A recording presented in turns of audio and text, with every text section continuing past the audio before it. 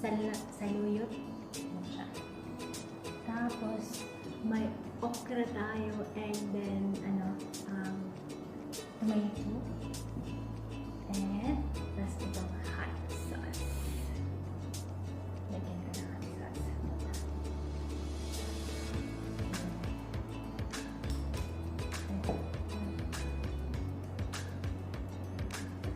May pa-question yung mga timbang listeners. So, excited na ako makain.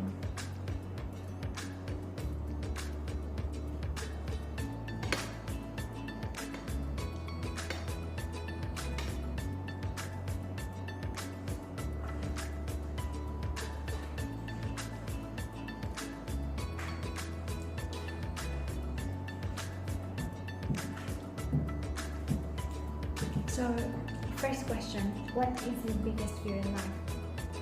For me, kasi ayoko na maulit yung nangyari sa family ko. Kasi yung papa ko kasi lumisan this year, February. Ang parang to, ayoko na ulit nangyari yun. Kasi ma-pride kasi ako. Kahit alam ko mahal na mahal ko yung papa ko, hindi ko siya nakausap for 5 years. Binisan siya na hindi kami nakapag-usap, na well, in fact, mahal na mahal ko yung papa ko, hindi mo lang niya nalaman kung gaano ko siya kamahal. Kasi nga, we had a family problems, yun, hindi ko nasabi sa kanya. Yung parang ayoko na siya ma-only. As much as possible, wag na akong tularan yung jokes. Kasi ang tawag nito, hindi yun, yung ego, ako, hindi siya maganda-ganda na sobra. Parang habang buhay mo siyang dadalhin for your entire life. There will be times na hindi ka maging masaya kasi na, diba? So, lessons learned. Yeah. Right, so we'll proceed. Number 2 question ay,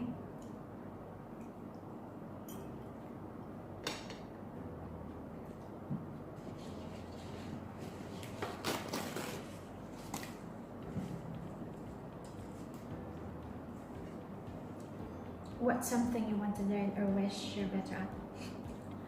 Feeling ko, gusto kong, maging best dancer, jokes. Best actress, jokes. Hindi. Ang tawag nito? Gusto kong, nahantog ka ng sayaw-sayaw. Pero, hindi mo ko kamaukain kahit yung lawas. Sige, proceed na. What is your YouTube story and why you're making vlogs? Ang YouTube story ko, guys, is, nagsimula ako parang last 2 years, pero matagal ko na yung ginawa yung YouTube na yan. Noong 2013 pa yan, pero hindi siya active. So, ang nangyari, nag-stop ako mag-vlog. Upload na lang kasi na-discourage ako. Good thing, itong si Mundos, Dakulan. Dax yung tawag ko sa kanya. Ang tawag ito? Siya yung nagsabi sa akin na parang ina-uplift niya ako palagi na ba na, go lang na go, huwag ka ma-discourage. Tapos sinabihan niya ako, siya yung nag-advise sa akin na i-continue ko yung pag-vlog. Yun, tapos yun. Gusto ko ding, hindi naman sa magpasikat, jokes. Kasi mahilig ako mag-travel, so gusto ko ding lahat ng mga travels ko, yung nakikita ko din, ganun.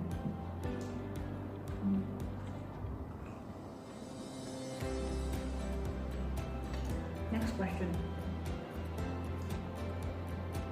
In your life, na-experience niyo ba na babae sa church niyo?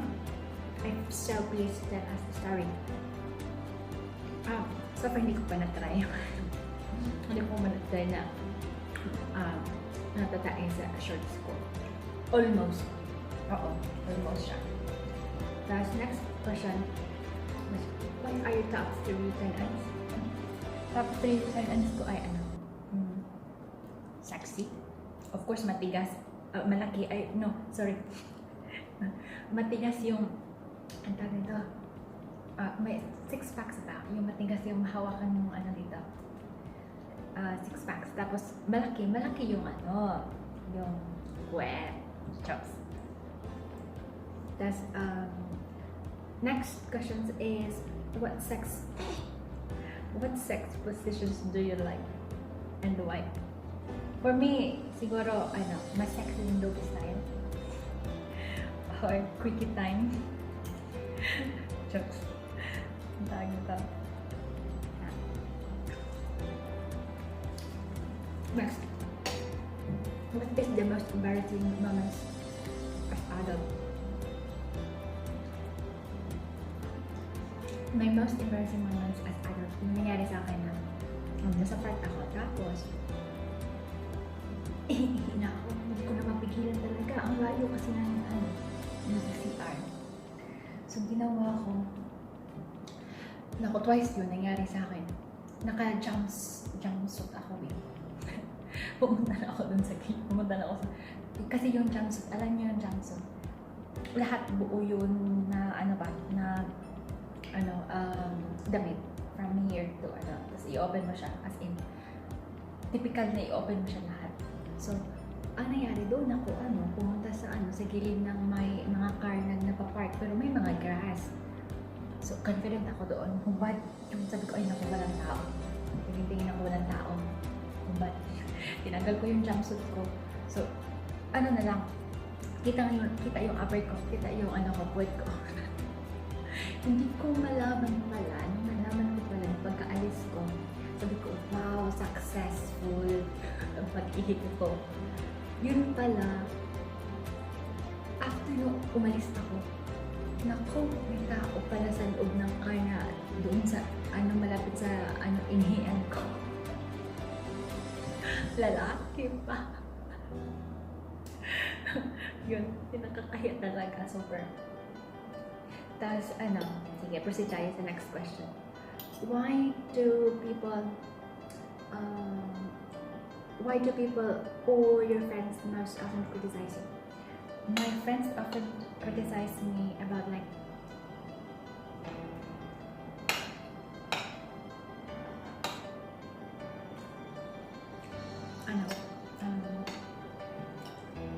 I'm being grumpy most of the time. My own world kasi ako eh. Moody ako all the time. Lalo na pag wala akong kain, nako, moody talaga ako. Alam ng mga friends ko yan, alam ng mga coworkers ko yan.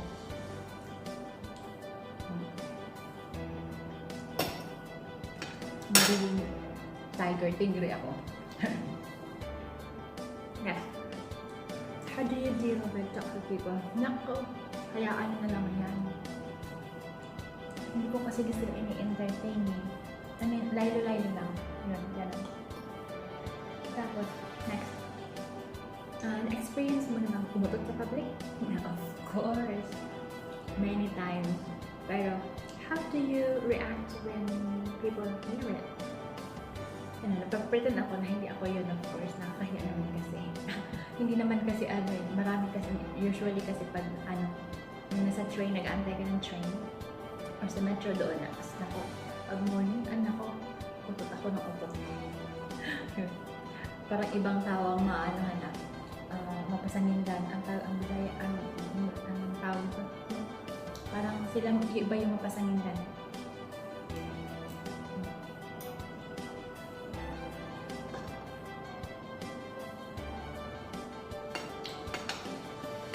Next question.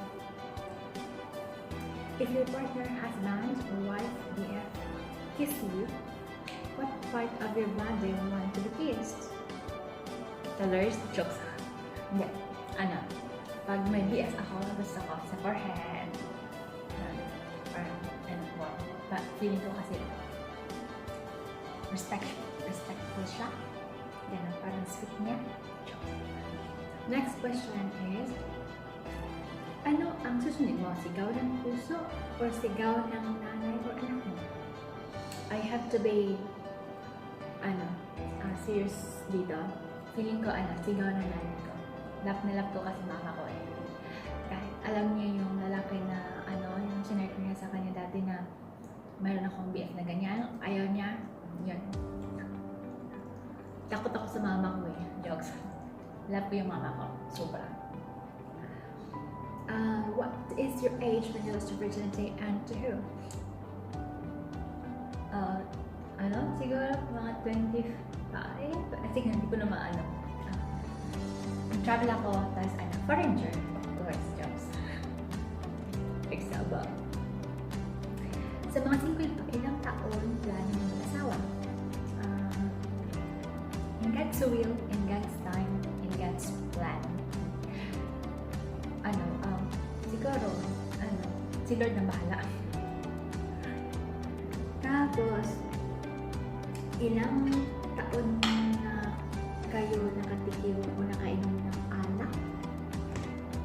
As I remember, yun? College ako noon, nandun kami sila Jennifer, Roma. Nag-inuman kami doon ng mga friends namin. Pumunta kami sa bahay nila. The bar yung ininom namin na time na yun. After sa kasi mahilig akong yung mga friends ko kasi mahilig mag-invite.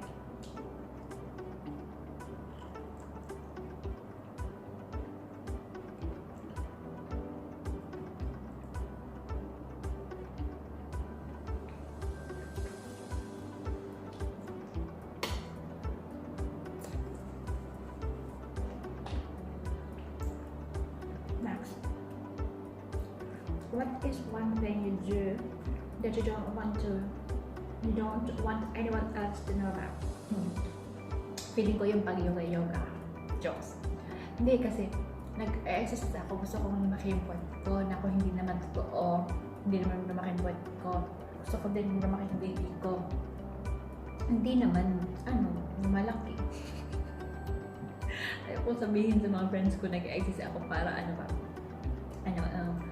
pampalaki ng balakang, puwet at boobs na. Hindi ko pinapakita sila nag-exercise ako eh. Nasa room lang ako nag-exercise, nag-yoga, yan.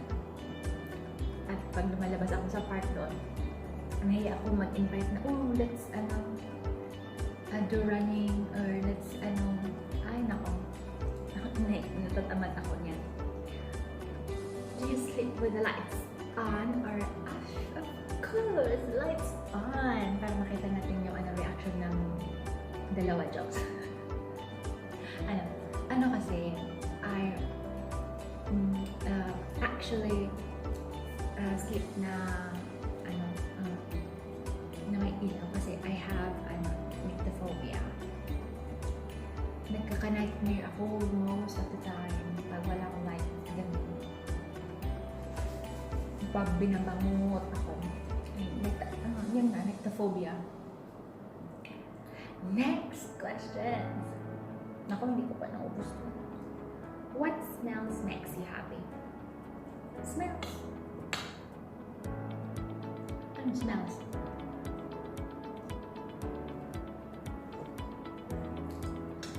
Smells ng bagong ligo? Kasi fresh? Hindi. No. Gusto ko yung smells na or scent na yung candle scent or yung mga fruit scented candle. Naku, nakaka-relax, especially after catching off work. Gusto ko yun, parang relaxing. Yun. So that's it for all the trivia questions. Na-answer ko na lahat. Kain-kain tayo, ubusin ko to lahat.